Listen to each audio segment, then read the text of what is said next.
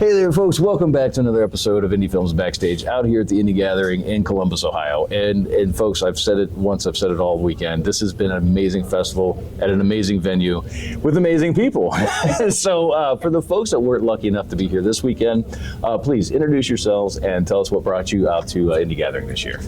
I am Vincent Herman. I'm with Subject Change Entertainment, and we had a film in the festival on Friday at 1 o'clock called Rat Songs. Hi, I am Kayla Holbrook. I helped produce and did a lot of technical production stuff behind the scenes for Rat Songs. So I'm very excited. We got to show our thing at 1 o'clock yesterday, and we got some really good feedback. Awesome. So if you guys can share a little bit about Rat Songs without giving too much away, tell us a little bit about what, without too many spoilers, how about that? Absolutely. Rat Songs is the story of three degenerates from the east side of Portsmouth, Ohio, and what happens to them in a day where their only goal is to get high at a friend's house, but what ends up happening is what's all too common on what's known as the wrong side of town. Okay, all right. And I'm sure it goes sideways. No, we'll have to find out. It deals with subjects of drug abuse, of racial violence, just people who are written off by polite society. Yeah. Okay. I would say that our film does focus a lot on issues of the area because, we both live in Portsmouth, Ohio, in the area that we also filmed in the movie that it's based off of. It's a lot of problems that our society in our small town tends to ignore, but is very much real.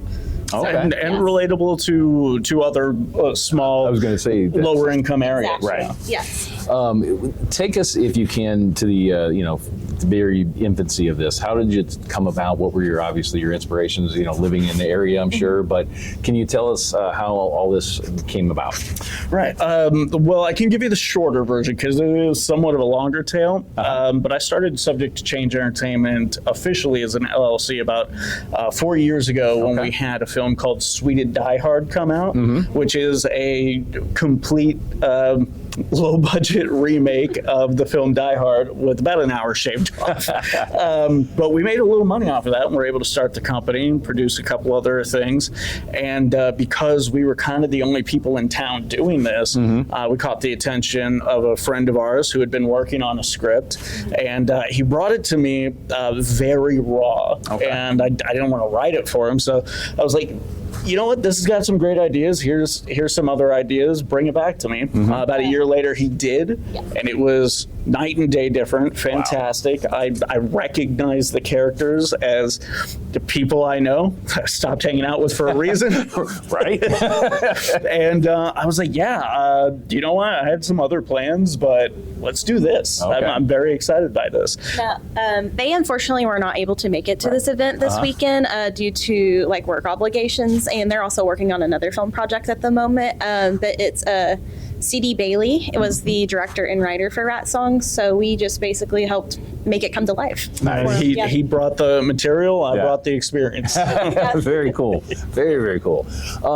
So tell us a little bit then as far as bringing everybody together. Now, obviously, he brought the material, you got the experience, you said, but how did you bring everybody together? Casts, crew, was it people that you knew? Did you have to reach out through casting?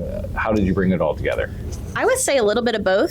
So we had people in mind for the project. Vincent and I are partners. So he knows what I'm capable of. We've worked together before on past projects and things. So he already knew kind of what elements and stuff I was going to be brought in for the film. But we did hold traditional auditions for the film, casting calls, everything like that. We try to do it as professional as possible.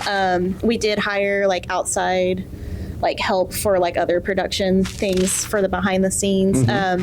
Some of those people did not make it. So some of us, because obligations of because DIY film is what we say that we are. So we definitely had to pull together with the resources that we had, and also whatever people were able to help us do through crowdfunding, and also our personal pockets as well. But how big was the crew, and then what we got to? So off the top of my head, I can't remember the exact number, but between cast and crew, we were working about 40 people. Yeah. Okay. Which is the biggest thing we've ever done. That's big, especially in indie, Yeah. you know, like indie film. That's a big Yeah, it's crew. the biggest project we've both been involved in. But it's like she said, I present us as DIY film because I came up from all hard knocks, no film school experience, just Right. this is something I want to do. There is nothing around here to show me how to do it, so I'm going to figure it out myself. Yeah. And through that, made a lot of connections, worked with a variety of local actors who otherwise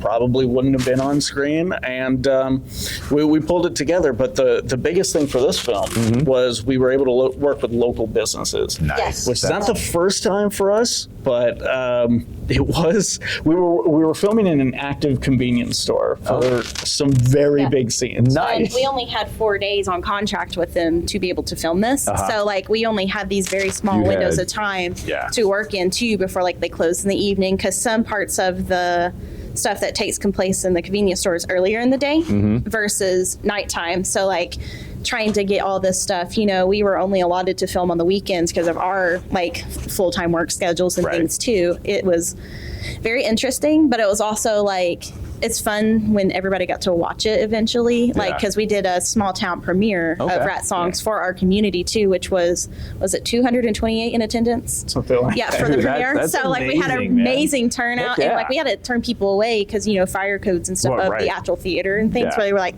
we did an encore showing just for that, and then we're like, okay, no more until festivals. Like you know, yeah. So it was really fun getting to see the audience react to all these like local I was places gonna and stuff say, in the especially- film. Yeah, because especially they're a like, local premiere. I've That's- been there. yeah. I bought stuff from there. So Right. like, and they're very like two. What was it? The Dairy Cream and the Blue Store. Yeah. Two really big staples in our community that people like love and adore. So That's absolutely amazing. And then, so speaking of the festival run, so obviously Rat Songs is here at Indie Gathering. Do you have, is this beginning, middle, end of a festival run? Or are you still waiting on more festivals that you're submitting? We have just started. This is our second festival. Okay. Our first one was Dutch Tilt Film Festival in Bell Fountain, Ohio. And then we've got another one coming up in September, the P-Town Film Festival, which was actually inspired to happen because of the turnout of our movie. The theater regional manager reached out to corporate and floated the idea and said, go for it. So we helped birth the film festival. yeah, the first annual film festival. So and That's amazing. it's been a really great opportunity for them because they're like, we presented them being like, hey, you know, like, is there like a way like you guys get to keep concession, like commission, and like we'll pay for like the rental of the theater, you know, because they do rent for parties and stuff sometimes. So they were kind of like, yeah, we'll give it a try. And then when they did, they were like, oh yeah, like this is really cool. And then like he said, it inspired them to like start their own first film festival. And like within the past year since we did Rat Songs, there's been more filmmakers coming out of Portsmouth, Ohio, and we're like, I'm really excited to see what comes out next month, you know, at this film festival. So That's really fun. Yeah. So, and then, well, with all this excitement, do you have anything I always like to ask that you're working on, like, you know, starting a production or anything that's in the back of your brain that you're trying to work that you could share with us right now? About 100 things. I was going to say, always. most independent filmmakers are like, Um, yes. So yeah. So I also come from a background of making sketch comedy on YouTube and stuff, and I actually have this tattoo because we started making jackass videos on DV tapes. Nice. So I tell people when I say hard knocks, I was editing on VCRs and DV cameras. Yeah. That's how I learned the first time. I missed that, but yeah, Yeah, so we've got a couple other sketches that I'm getting off the ground right now. Just set a script to read for one. Okay. Me and my brother are working on pre-production for another. It's this big parody 80s type thing. So it's going to be a lot of locations and a lot of work and a lot of money for a 4-minute sketch. But hey. yeah, and then I'm dipping my toes into horror, with a found footage horror. Got some fans. Honestly, when I started doing this, I was like, I don't know if I'll do horror. I'm not that interested in it. And she brought me an idea for a Goat Man documentary. Goat Man. Yeah. Yeah, Goatman documentary that I was not interested in. Okay. I don't want to do documentaries. So if anybody doesn't know, the Pope-like Goatman is a cryptid from Kentucky. So I think it's like around the Louisville area, if I'm not mistaken. Yes. They do a festival. Yep, I was going to say there's a fest down there. Yep. Yeah. So, like, origin story for like the reason why I know this is I guess some of my family members has experienced seeing the Goatman. Really? So that was kind of like I was telling him, I was like, I think it would be really cool to do a documentary with my family. This is how the idea came to be. Yeah. And he was like, yeah, I'm not interested in that. I've already done one documentary. I'm done with that. But I don't know. It just kind of blossomed into kind of what we want to do now. And like we do kind of want to film it in Eastern Kentucky, you know, kind of keeping it true to a little bit of the origins of the Goatman and stuff too. Yeah. Something found footage, and what I want to do is I want to, because I know how a lot of found footage has gone down since the Blair Witch Project, most of which have been very controlled, very heavily scripted and stuff. Right. But there's always something about the Blair Witch Project that was special in the way that they made it, because it was very amateur. So I kind of want to emulate the filmmaking style of the Blair Witch Project without all of the unethical things, both during production and on the back end. So that's our goal, is to make a Goatman Blair Witch Project ethically. Again, we've got fans in that. Ethical horror, folks. Yes. But so I tell you what, this is absolutely all amazing, and I could probably keep chewing your ears off about this, but there's a lot of indie gathering still to go. So, but before I let you go, how can people find out, follow you along socials, websites? What's out there that they can find out more about you, more about Rat Songs, more about all the films, the Ethical Goatman horror documentary? Absolutely. So Subject to Change Entertainment is on pretty much all the things except Twitter. And you can find it simply by typing in Subject to Change ENT. We should be the first thing that comes up. Rat Songs specifically is both through Subject to Change, but also has its own Instagram, Rat Songs Movie on Instagram, and they can find you.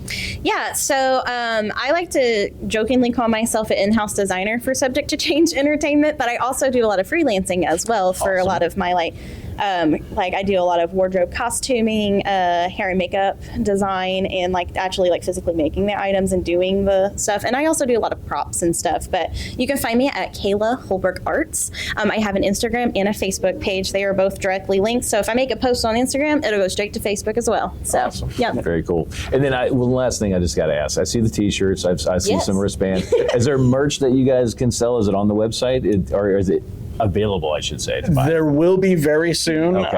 Kayla is actually starting to join Subject to Change on the more managerial type of stuff. So she's getting things ready for us. So just watch our socials, and very soon we will be launching a new merch page, both with this type of stuff and with physical media, so you can actually buy our movies. That's huge. Physical media is just something about it. I don't know. All in-house produced, very DIY. There I was going to say. I was about to say, if anybody knows us, we have a huge physical media collection at our house. Our whole living room, we have a sitting room dedicated just to music and things. Yeah. So Thousands of movies. Very cool. Well, guys, again, thank you so much for joining us and coming out here to Indie Gathering. It's been a pleasure getting to know you. And folks, make sure you watch them, follow them, and hopefully buy some merch soon. So, but we'll let you guys get back to the Indie Gathering. And folks, thanks for joining us right here on Indie Films Backstage, taking you backstage behind today's best independent films. We'll see you next time.